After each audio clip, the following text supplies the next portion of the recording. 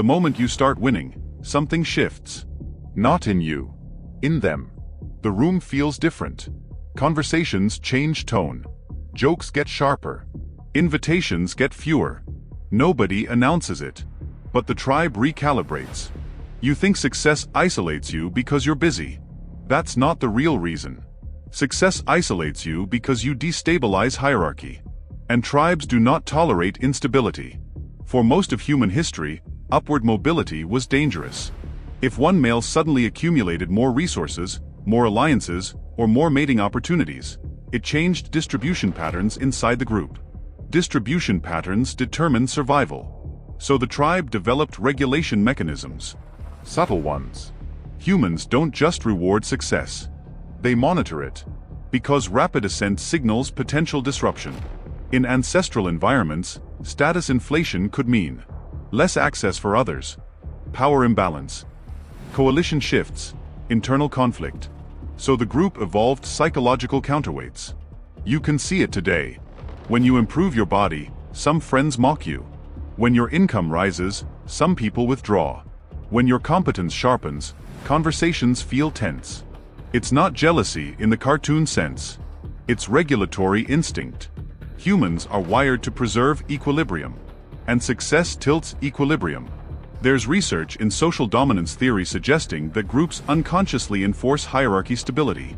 When one member rises too quickly, others may engage in subtle derogation, social distancing, or reputation minimization. Not consciously malicious. Structurally corrective. You didn't just improve. You became a variable. And variables create uncertainty. Uncertainty creates anxiety. Anxiety triggers correction. Correction looks like, don't change. You're different now. You think you're better? You've become intense. Notice something. The criticism is rarely about performance. It's about deviation. Deviation from the familiar version of you. The tribe bonded with the previous model. When you upgrade, the bond destabilizes. Here's the deeper layer. Most friendships are formed within equal status brackets. Similarity reduces threat. When two individuals are similar in income, attractiveness, social proof, or ambition, neither triggers comparison stress. But when one rises, comparison activates. And comparison is biologically expensive. Your success forces others to measure themselves. Measurement can lower self-perception. Lower self-perception triggers defensive behavior. Defensive behavior can manifest as minimization, dismissal, distance. This isn't about hate. It's about self-protection.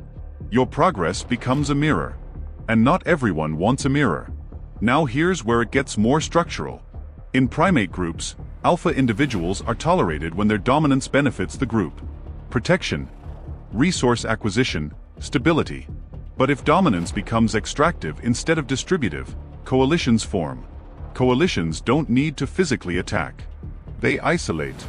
Humans do the same socially. If your success is perceived as self-serving, even unintentionally, micro-coalitions can emerge. Whispers. Exclusion from plans. Lowered enthusiasm. This isn't paranoia. It's observable social recalibration. Another factor, identity locking. Groups form shared identity narratives. We're the broke creatives. We're the gym guys. We're the underdogs. We're the chill ones. If you leave the identity bracket, you threaten the shared story. When someone breaks the narrative, the group either expands the identity or expels the outlier. Expansion requires maturity. Expulsion is easier. So success creates identity tension. And tension requires resolution. The fastest resolution? Distance. Now consider mating psychology. As you rise in status, your perceived mate value increases. This shifts relational dynamics. If you're male, other males may unconsciously interpret your rise as competitive pressure, even if you never compete directly. Status is relative. There is no such thing as my success doesn't affect anyone. It always does. Because hierarchy is comparative. And comparison is automatic. You don't need to announce your success. It radiates through behavior change. You speak differently. You move differently. Your risk tolerance changes. Your time becomes selective. Selectivity is read as superiority, even when it's just scheduling. And here's the most uncomfortable truth. Sometimes, you isolate yourself. Not intentionally, but structurally. As competence increases, tolerance for mediocrity decreases. As ambition sharpens, small talk feels draining. As discipline tightens, chaotic environments repel you. So you withdraw to preserve focus. And the tribe reads withdrawal as judgment, even if it's protection. So the cycle becomes self-reinforcing. You rise. They feel tension. You feel distance. You protect energy. Distance grows. Isolation stabilizes. This is why high performers often report loneliness at the top. Not because they are unlikable. Because they crossed a gradient. Gradients separate ecosystems. There's another dimension most people ignore. Scarcity of equals. At lower levels, peers are abundant. As you climb, fewer individuals operate at similar intensity, discipline, or strategic thinking. Similarity bandwidth shrinks. Shared language narrows. You don't lose people. You outgrow compatibility. That sounds arrogant. It's not. It's structural divergence. Two trajectories moving at different velocities will eventually separate. The tribe was built for cohesion, not acceleration. And acceleration fractures cohesion. But here's the critical distinction. Isolation is not punishment. It's signal.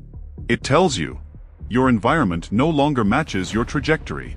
The mistake many people make is regression. They dim themselves to regain comfort. They downplay success. They reduce ambition.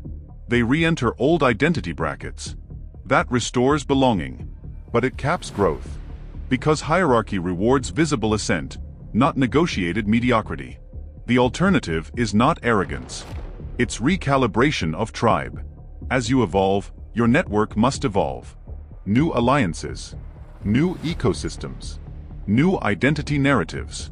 Success doesn't eliminate belonging. It demands upgraded belonging. But that transition period feels like exile. Evolutionarily, exile meant death. So your nervous system interprets social distance as threat. That's why success can feel lonely even when metrics rise. Your biology hasn't updated. But here's the reframe. If you are experiencing subtle distance as you grow, it doesn't mean you became unlikable. It means your value gradient shifted. And gradients create friction. Friction is not failure. It's evidence of movement. The tribe that bonded over stagnation cannot anchor expansion. And that's not tragedy.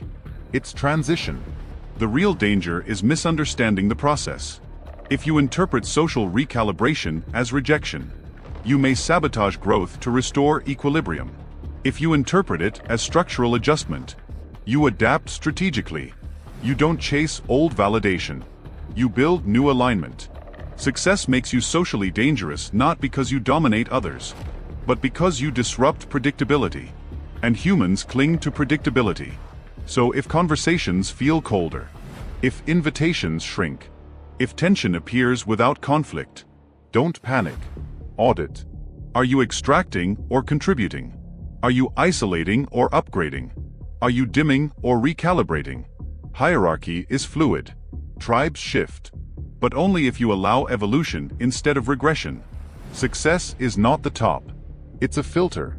And what it filters out was never meant to scale with you.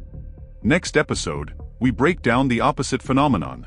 Why some individuals self-sabotage right before breakthrough, and how tribes unconsciously reward stagnation.